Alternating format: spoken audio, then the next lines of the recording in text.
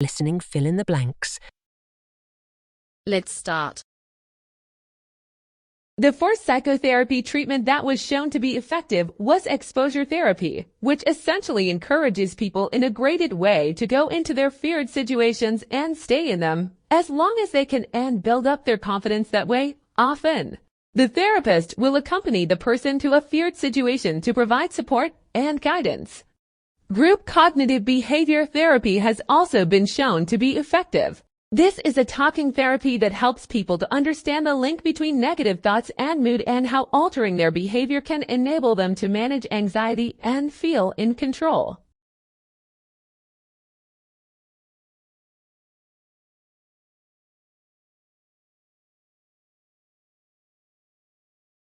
The Moe, he thinks, accelerated the self-destruction. Diamond interprets them as power displays by rival chieftains who, trapped on a remote little island, lacked other ways of asserting their dominance. They competed by building ever bigger figures. Diamond thinks they laid the Moe on wooden sledges, hauled over log rails, but that required both a lot of wood and a lot of people. To feed the people, even more land had to be cleared. When the wood was gone and civil war began, the islanders began toppling the Moe. By the 19th century none were standing.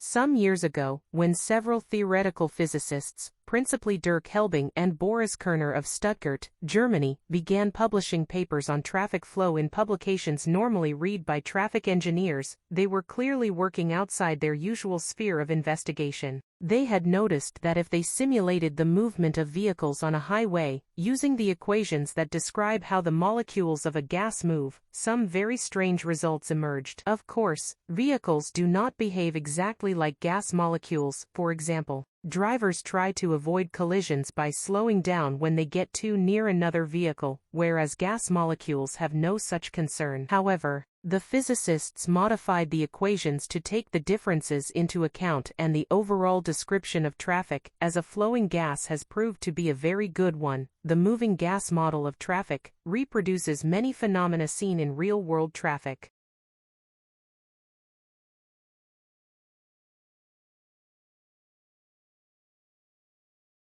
A professor of civil and environmental engineering at San Diego State University in the U.S. suggested that a sudden slowdown in traffic may have less to do with chaos theory than with driver psychology. As traffic gets heavier and the passing lane gets more crowded, aggressive drivers move to other lanes to try to pass, which also tends to even out the speed between lanes. He also felt that another leveling force is that, when a driver in a fast lane brakes a little to maintain a safe distance between vehicles, the shock wave travels back much more rapidly than it would in the other slower lanes, because each following driver has to react more quickly. Consequently, as a road becomes congested, the faster-moving traffic is the first to slow down.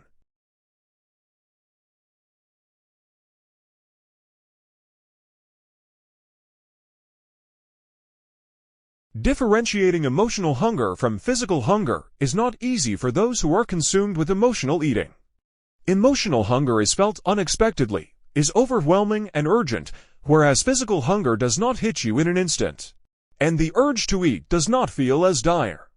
Emotional hunger craves specific comfort foods, such as pizza or a pastry, mostly sugary snacks and junk food, as they provide an instantaneous rush. Nothing else will satisfy the craving.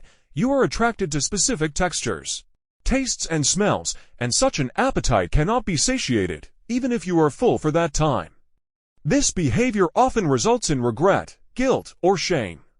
However, when you're physically hungry, almost anything sounds good, even unappealing, yet healthy foods like vegetables.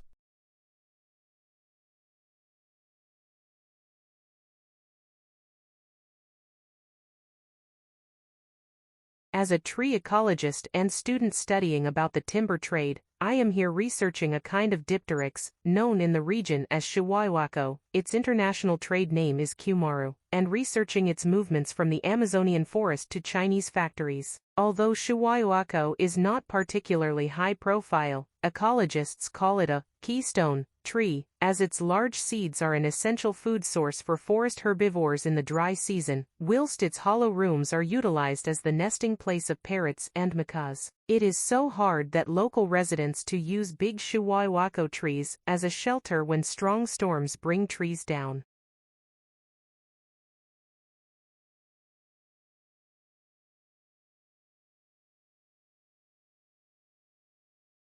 Monsoon winds are extensive sea breezes, which occur when the land temperature is considerably warmer or colder than the ocean temperature. As land and the oceans tend to absorb heat in different ways, it results in temperature imbalance. The air temperature over the ocean remains by and large stable because water has a comparatively higher heating capacity, and also because this is an equilibration of the hot or cold surface with deeper water due to both conduction and convection. Dirt, sand and rocks, by contrast, have lower heat capacity, and heat from them can be transmitted into the earth by conduction and not convection. Land temperatures are more variable than water bodies that have a more even temperature.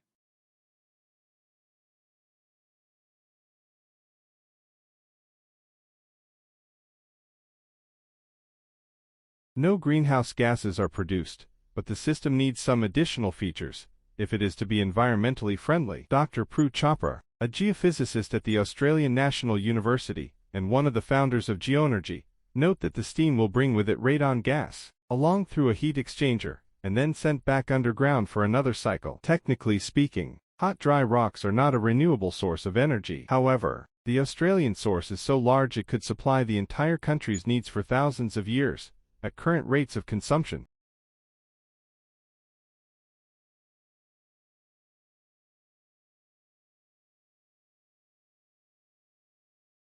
Turning her attention to minerals, she found her interest drawn to pitchblende, a mineral whose radioactivity, superior to that of pure uranium, could be explained only by the presence in the ore of small quantities of an unknown substance of very high activity.